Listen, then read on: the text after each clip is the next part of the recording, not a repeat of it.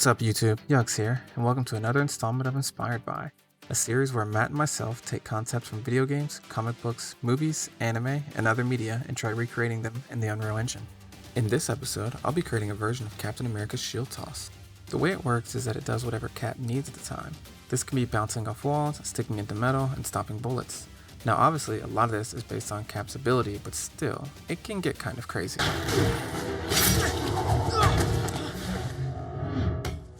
That thing does not obey the laws of physics at all. As Spidey says, it really doesn't obey the laws of physics, which is good for me since that allows me to set my own rules for how it'll work. First, the shield will return to the player after hitting an object. Second, the shield will hit all targeted enemies, then return to the player. And third, if rules 1 and 2 aren't satisfied, then the shield returns back to the player. The reason for this was I didn't want to chase after the shield if I didn't hit anything.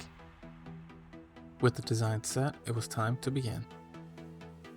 The first step I took was grabbing a character model and some animations from Mixamo.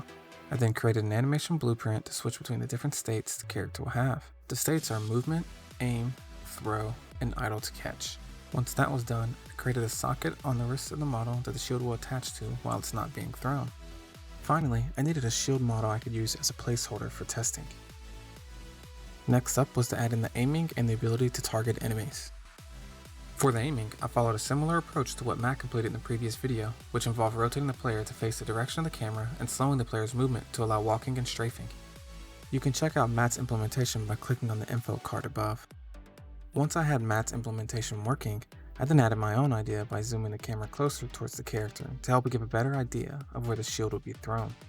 Finally, I created a new animation based on the current throwing animation by cutting out the first 5 or so frames. I then updated the throwing animation to start around the same spot the aiming animation ends to help keep the animation working pretty smoothly together.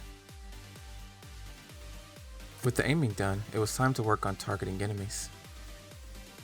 All I needed to do for this was to shoot a line trace forward from the camera until it hit something. I'd then check if the hit object was an enemy, and if so, add it to an array of enemies. Now the player can aim and press the target button to store up as many targets as they want. So this leaves throwing and catching as the last major systems to implement.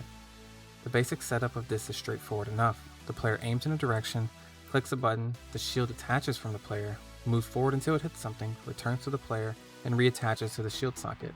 It may sound like a lot, but most of these steps are quick to complete or have already been completed earlier on in the process. For example, I had already implemented aiming earlier in the video, so there was no need to redo that work, and attaching and detaching the shield to or from the player only takes a couple blueprint notes to get working, so that just leaves moving the shield away from the player and then back once it hits something. To accomplish this, I use the same system as targeting, whereas I shoot a line trace forward from the camera until it hits something.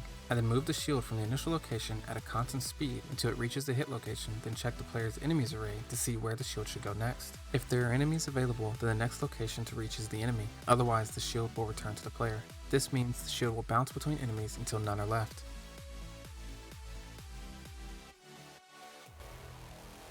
With all major features completed, it was time to add some polish before calling it finished. I replaced my models with the Captain America shield and character model I found on Sketchfab. I then added some enemies to the map from the modern city downtown with Interior's Megapack to have something to run around in. There will be links to each of these in the description below along with the music used in this video. So with everything completed, let's take a look at the final result.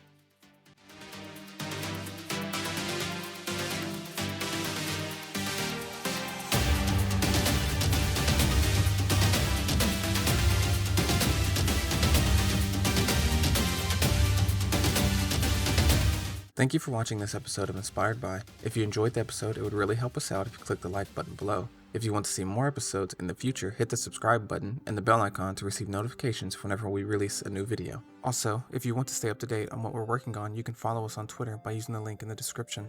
Till next time, stay safe. See you next video.